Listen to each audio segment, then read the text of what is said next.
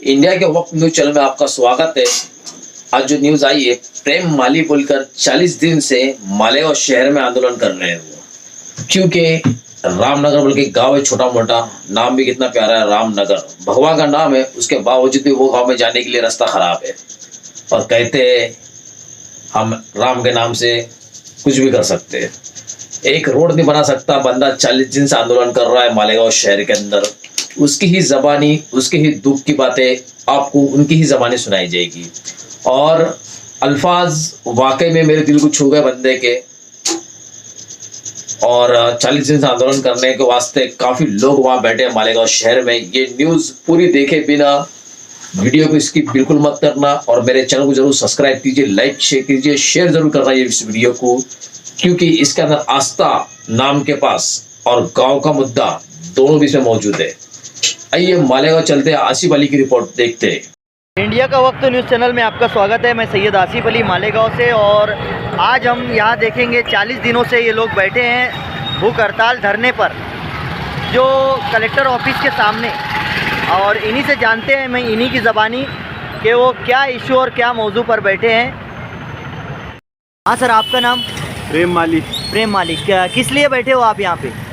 यहाँ पर रास्ते का धरना आंदोलन दे रहे हैं। अच्छा, क्योंकि हमारे यहाँ रास्ता है, हाँ जो मालेगांव बाह्य मतदार संघ है, वहाँ पे जो वननेर गांव आता है जी, वननेर ग्राम पंचायत के हद में ये रामनगर बस्ती आती है। अच्छा, ये बस्ती जो है तकरीबन 1980 से बैठी हुई है वहाँ पर। तो वहाँ पर आप अभी अगर आप जाओगे, अभी जैसे मालेगांव में बरसात गिर रही है, अल्लाह ताला की दुआ से अच्छा है बरसात गिर रही है, बरसात गिरनी भी चाहिए क्योंकि किसान भी बरसात की राह देख रहा है।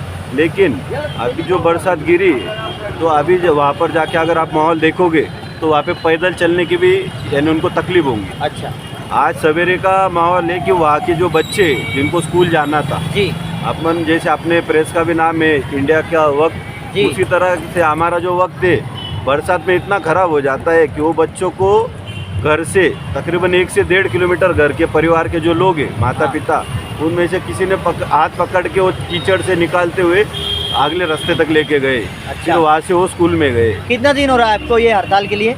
ये हड़ताल को आज 40वां दिन है। अच्छा, और लेकिन ये 40वां दिन तो यहाँ बैठे हुए हुआ है जी, लेकिन इस रास्ते के लिए पिछले 3-4 साल से ये लोग लड़ रहे हैं। अच्छा, हाँ, फिर अब परेशान होकर आप हड़ताल पर बैठे हो?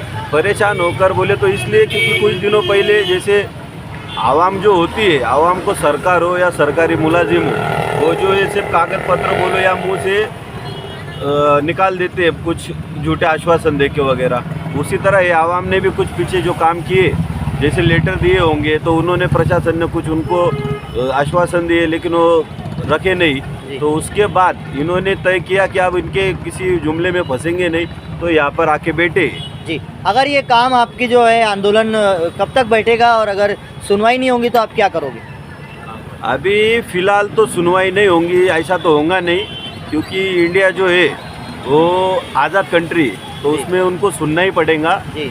अभी जो काम की बात है, प्रशासन ने भी कुछ मांगे, हमारी भी सुनी है, लेकिन उसमें एक दिक्कत ऐसी आती है कि यहाँ पे बैठे हुए लोगों को नज़रअंदाज करके जो लोग घर पर बैठ के उसका विरोध करते हैं, उनका वो ज़्यादा उनके बारे में ज़्यादा सोचते हैं। हाँ, अभी प्रशासन ने काम भी शुरू किया था पिछले जुमे को, लेकिन पिछले जुमे को काम शुरू करके सैटरडे के दिन फिर से काम रुका दिया उन्होंने।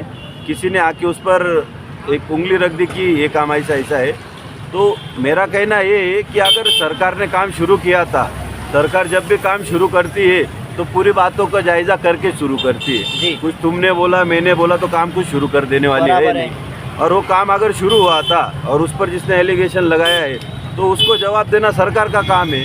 तो सरकार ने जो शुरू किया हुआ काम था उसे रोकना नहीं चाहिए था जी। और हमने तो सबने सोच के रखा है कि जो काम है जो पूरा होने तक हम उठने वाले हैं नहीं यहाँ से।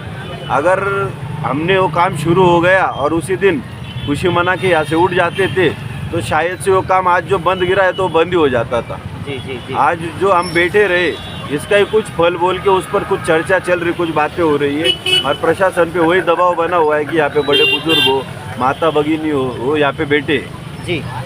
इंशाल्लाह जल्दी इस कार्यक्रम को अच्छा मुहूर्त बन के और काम शुरू हो जाएगा। जी, बहुत बहुत शुक्रिया, थैंक यू, धन्यवाद।